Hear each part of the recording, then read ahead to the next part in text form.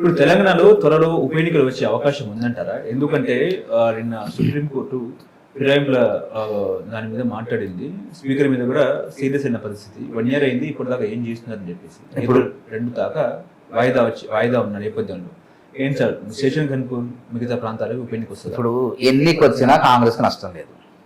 ఏ ఎన్నిక వచ్చినా కంటోన్మెంట్ లో ఉప ఎన్నికల్లో గెలిచినట్టే అక్కడ కూడా కాంగ్రెస్ అభ్యర్థులే గెలుస్తారు.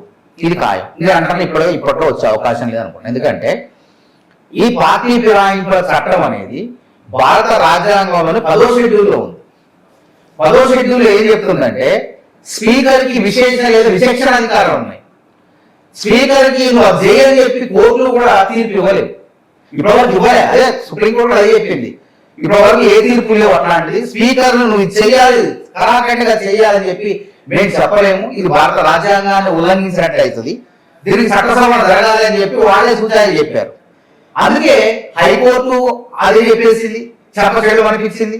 సుప్రీంకోర్టు కూడా చెప్పింది. ఇప్పుడు సుప్రీంకోర్టు కూడా ఈ రోజు చెప్పింది మన స్పీకర్ కార్యాలయం వివరణకు వర్తం వల్లని.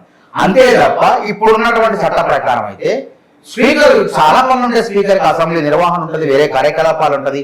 ఆయన భారత రాజ్యాంగ ప్రతినిధిగా ఉంటాడు. వీళ్ళపైన విచక్షణ చర్యలు తీసుకునే అధికారం కూడా వేరే వాళ్ళకు ఉండదు. కాబట్టి పార్టీ ఫిరాయింపుల చట్టంలో స్పీకర్ గారు నోటీసులు ఇచ్చారు, ఇవ్వాల్సిన వెంటనే ఇచ్చారు. వాళ్ళకి చెప్పండి అని కొంతమంది సమాధానం ఇచ్చారు, కొంతమంది సమాధానం ఇవ్వలేదు. కాబట్టి స్పీకర్ ఏం జరిగిందో చూద్దాం మనం. ఒకవేళ తీర్పిస్తారా స్పీకర్ నువ్వు చేయాలని రాజ్యాంగాన్ని ఉల్లంఘించి జడ్జిలు న్యాయమూర్తులు తీర్పిస్తారా? తీర్పిస్తే అది ఏ విధంగా వస్తుంది? అప్పుడు మళ్ళీ పార్లమెంట్లో చట్టం జరగాలి. కాబట్టి ఇప్పటి వరకు అయితే నాకు తెలిసి అయితే ఉప ఎన్నికలని సంబరపడుతున్నారు. కానీ వచ్చినా కాంగ్రెస్ పార్టీ గెలుస్తుంది, రాకపోయినా స్పీకర్ ఏం చెప్తే దానికోసం మనం వేసి ఉండాలి. కానీ ఇప్పుడు ఎవరైతే మీ పార్టీలో ఉన్నారో 10 మంది ఎమ్మెల్యేలు వాళ్ళు లేదు మేము బీఆర్ఎస్ లో ఉన్నామంటూ మాట్లాడుతున్నారు. సమాధానం చెప్పుకున్నారు. అది వాళ్ళు చెప్పుకున్నారు, బయట వేదికలు చెప్పుకుంటున్నారు. తప్పేమో చెప్పుకునేయండి.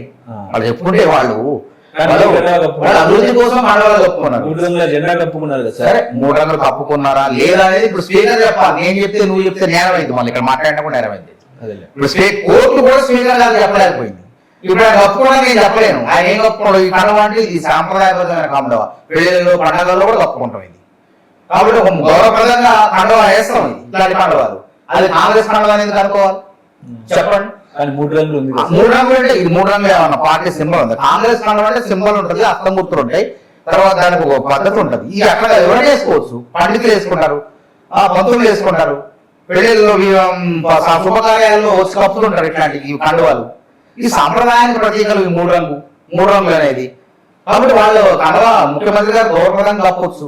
అంత మాత్రాన్ని ఈయన పార్టీలో చేరిండు అని చెప్పలేము. దాన్ని నిర్ధారించిన పార్టీలో ఏ పార్టీలో ఉన్నాడని నిర్ధారించాల్సింది మన సభాపతి. కాబట్టి వాళ్ళు ఏం చెప్తారో మనం చెప్పకూడదు. అది కోర్టులు కూడా చెప్పలేకపోతున్నాయి. కాబట్టి కోర్టులు చెప్పలేనప్పుడు మనం ఎందుకు మాట్లాడాలి దాని గురించి? చూద్దాం, వేరు చూద్దాం.